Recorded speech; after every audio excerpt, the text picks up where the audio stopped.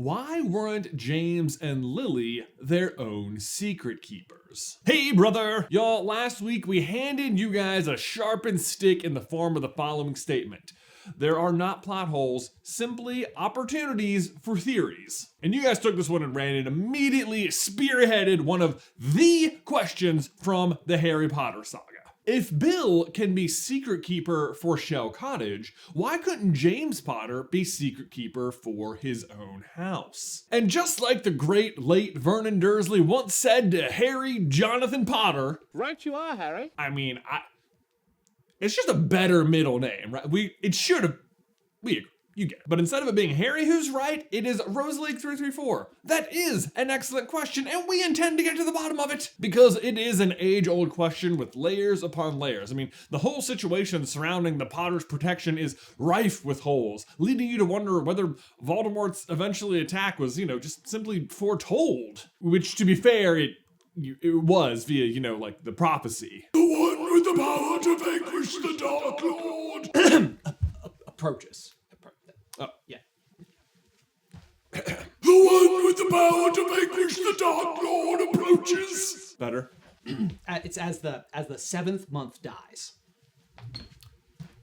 The one with the power to vanquish the Dark Lord approaches as the 7th month dies. I'm so sorry. Yeah. Actually, that was good. Oh, great. Thank you. Can't talk now, but.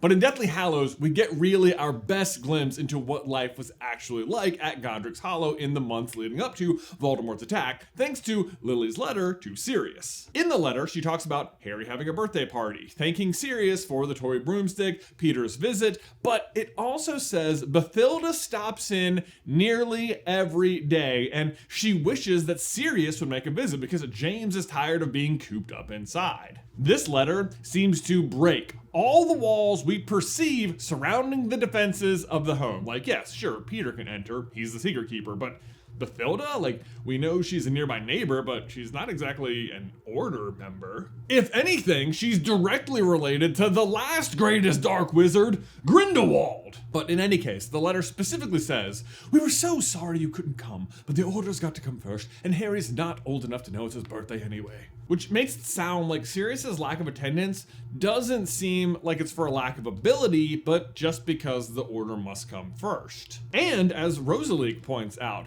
Bill could be his own secret keeper at Shell Cottage, but does the question go further than why they didn't assume the most advanced form of defense and almost start to question whether or not the defense was all that strong in the first place? Today, we're getting to the bottom of this.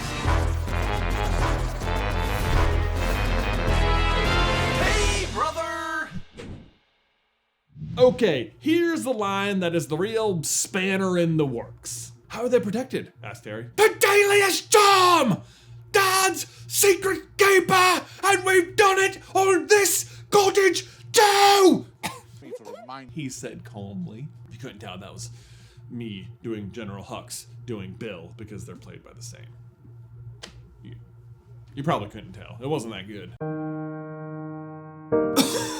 Now, as far as plot holes go, dropping one in 12 chapters before the end of the entire saga is a really odd place to do it. Because yeah, sometimes there's writing from early in a series when not all the details have been fully fleshed out and you just kind of have to deal with it down the line. But we're pretty close to the end to all of a sudden introduce the idea that you can be your own secret keeper at your own place of residence, which might not be such a big deal, but the entire plot kicks off with Voldemort defying this very defense. At first, I wondered if possibly Bill might be uniquely capable of doing this brand of magic. I mean, there are only 3 characters total that we know got 12 OWLs, Bill, Barty Crouch Jr., and Percy. And if the spell ordinarily has to be performed by someone like Dumbledore, which would make sense, it's a very high level of defense and a complex charm, then it would typically require a third party to be involved to perform it. Plus, Bill is not only immensely bright, but he's also a curse breaker for Gringotts, so things like this might be in his speciality? I mean, that's a fine explanation, but given the caliber of wizards involved, I I just generally see it as unlikely. So my next question was,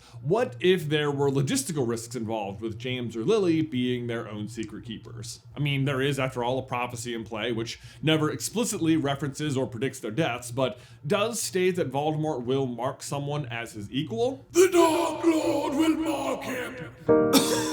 The point is, for all parties involved, that likely means something's gonna happen to Lily and James somewhere along the way. And if they are their own secret keepers and die of some other unexpected cause, then is Harry trapped inside an unfindable house? Because that seems bad too, right? Well, good news, that's impossible, or at least extremely unlikely. Because let's say James was the secret keeper for Godric's Hollow.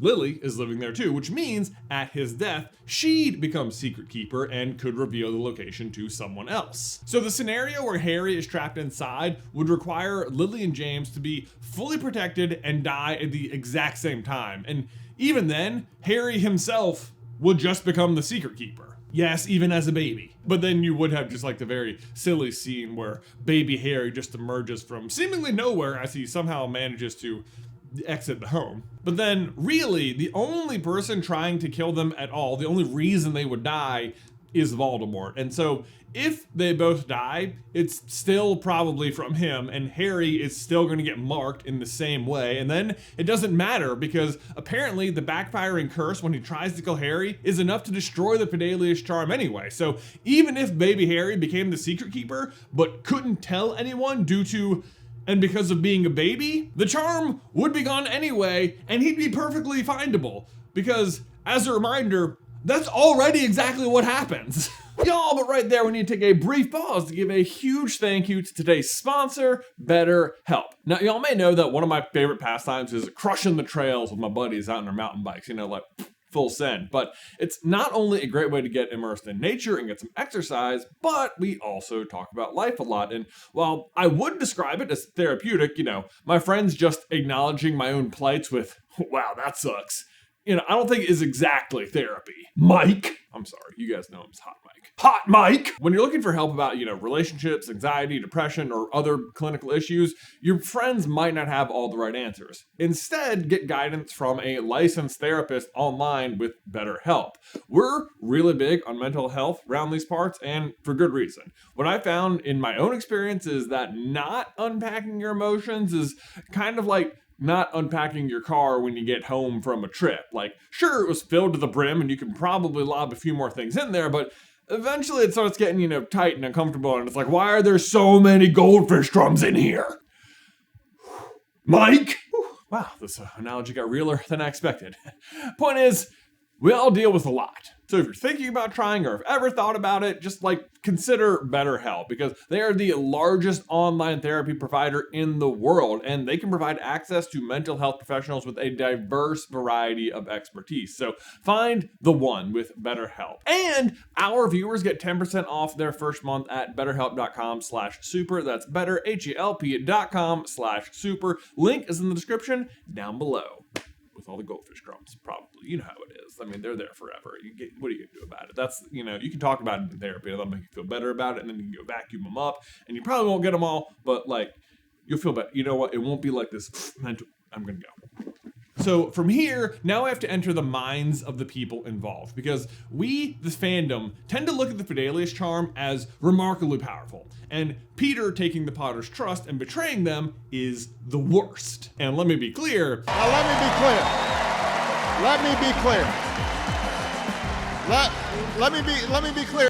That holds true. But what I mean is, I think we, the fandom, usually think of literally nobody knowing where the Potters are at all, except for Peter. But it's just not true. Like, others have been let in on the secret. The idea here would be the exact same as number 12 Grimmauld Place. Like, Dumbledore is secret keeper, which everyone agrees is ironclad. And as a result, the Black family residence is the ultimate safe house / headquarters. Upon his death, though, everyone who knew of its location, i.e. the Weasley, Tonks, Kingsley, most notably Snape, are all now secret keepers themselves. And the dilution of the secret makes the house far less safe, and they have to abandon it. But as long as Dumbledore was alive, lots of people could safely know because he has to personally tell them, and even then, they can't tell other people. So, Peter is given the honorary title of Secret Keeper, an extremely high honor and general misdirect from anyone who knows the Potters closely. Like, everyone would assume that Sirius would be bestowed this honor. But if we go to Lily's letter to Sirius, we get a lot of clues about what the heck is going on to the Potters, and it's not nearly as secretive as we all tend to believe and think it is. We've had a very quiet birthday tea, just us and old Bathilda, who has always been sweet to us and who dotes on Harry. Bathilda drops in most days. She's a fascinating old thing with the most amazing stories about Dumbledore. We obviously know that Bathilda is a resident of Godric's Hollow and the Potter's neighbor, but theoretically, the way the spell is supposed to work is that even if you knew the location of something, once the Fidelius charm is placed upon it, you can't see it. You can't know its location. How? No idea, but that's the rules, that's how the magic works. It's like when Harry arrives at 12 Grimmauld Place and can't see the house at all because he doesn't know the secret yet. But obviously Bathilda is visiting them, and the only way she could do that is if Peter told her the secret, which I assume was allowed, by Lily and James themselves, but she's not the only one who's been told. We were so sorry you couldn't come, but the orders got to come first. James is getting a bit frustrated shut up in here. He tries not to show it, but I can tell. If you could visit, it would cheer him up so much. That's Lily asking Sirius to come visit and saying they were upset. Sirius's duties stopped him from coming to the birthday party, but clearly he would have been able to come had he had the time. And I think that's the detail I've kind of like glazed over in the past, almost as if it said, if only you could come visit, like wistfully remembering the days when get-togethers were possible. But they are still possible so long as Peter doesn't tell the secret to one very specific Dark Lord. But as long as he doesn't tell him or any of the Death Eaters, Peter could tell plenty of people their location, so they could have lots of visitors and not go totally crazy. Then, as long as Peter is still alive, it's all still good. James wouldn't have wanted me killed. Your dad would have spared me. He was showing me mercy. I mean, at the very least, we know Bathilda, Sirius, and Dumbledore all were in on it because Dumbledore also comes to borrow the invisibility cloak from James. Also, Dumbledore still got his invisibility cloak, so no chance of little excursions. And not gonna lie, I went real tinfoil cap on this one for a minute. What if Dumbledore actually took the cloak because he was trying to prevent James from venturing out so much? And then when he got it, he's like, oh, what? This is a Deathly Hallow? Are you kidding me? And maybe that's why James is going a little stir-crazy, which I know doesn't have anything to do with our whole Secret Keeper thing, but it would fit with James's personality from Hogwarts. Plus, there's the whole born to those who thrice defied him, meaning James has basically gotten away from Voldemort 3 times, no problem. So essentially that guy, he's not even a threat, right? Nice one, James. He's still a threat, he does kill them, yeah, so. But let's get back on track, because if all this is the case, then why weren't they just their own secret keepers? If they could just safely tell the people they wanted, and we know it's possible because of Bill. Well, I'll tell you why. Because here's the real secret. The Fidelius charm isn't a spell about protection. It's a spell about trust. The spell is remarkably powerful and nearly impossible to break through, but despite that, your protection is truly only as strong as the trustworthiness of the person you tell the secret to. And as such, I am positive that James and Lily saw the charm not just as useful, but also as an opportunity to bestow the honor of Secret Keeper upon someone. And the beauty of this brand of magic all but lies in the stance of their opposition. Because at the end of the day, what Harry and Dumbledore and the Order stands for are all the things Voldemort can't understand. Friendship, sports, house elf, children's tales, candy, innocence, trust. If James and Lily don't choose someone else to be their secret keeper, what they're really saying is that they don't trust anybody else, which is basically Voldemort's motto. And you see it over and over. I mean, first you've got Malfoy, who has been entrusted with Riddle's diary, one of Voldemort's own Horcruxes. But he hasn't been trusted all the way, has he? Had Lucius known he held a portion of his master's soul in his hands, he would have undoubtedly treated it with more reverence. But instead, he went ahead and carried out the old plan for his own ends. The same is true of Bellatrix, who is entrusted with guarding Hufflepuff's cup. Then you have Kreacher, who is believed to have perished testing the protections around the locket. Voldemort has people who are literally kissing his feet upon his return, who are begging to prove their loyalty, and his failure to trust any of them with the truth behind what they're protecting ends up being the downfall of those respective objects' protection. Even Wormtail, Voldemort's one shining example of why trusting people is a bad idea, I didn't mean to. blows up on him because despite reviving Voldemort and returning him to his body, Wormtail is trusted with nothing in the new regime by Voldemort. He makes him go be like Snape's assistant or servant, and thus Peter's loyalty wavers for just a second, which costs him his life and allows Harry to escape Malfoy Manor. But speaking of Harry, he's the exact opposite. He knows better than to operate wholly alone, and Dumbledore heartily backs this sentiment. Ron and Hermione are seen as vital players who need to know the whole story in order to aid Harry on his journey. Heck, even the part Harry has to do alone, entering the woods to accept fate, to accept death, he makes a request on his way. You know Voldemort's snake, Neville? He's got a huge snake, calls it Nagini. I've heard. Yeah, what about it? It's got to be killed. Ron and Hermione know that, but just in case they... The objective, the goal is strengthened by sharing the load. So, could Lily and James have been their own secret keepers? Yes. But why aren't they? Because it is antithetical to their entire belief system and way of life and how they believe people should treat one another. To me, this even seems true all the way down to the kind of life they are living whilst in hiding. They're having tea, birthdays, gossiping. Lily's letter to Sirius doesn't speak in code. It doesn't read like soldiers who are underground in a war. Any other scenario, and it just sounds like a family newsletter, complete with a house cat and a broken vase from dumb old Aunt Petunia. I was the only one to see her for what she was.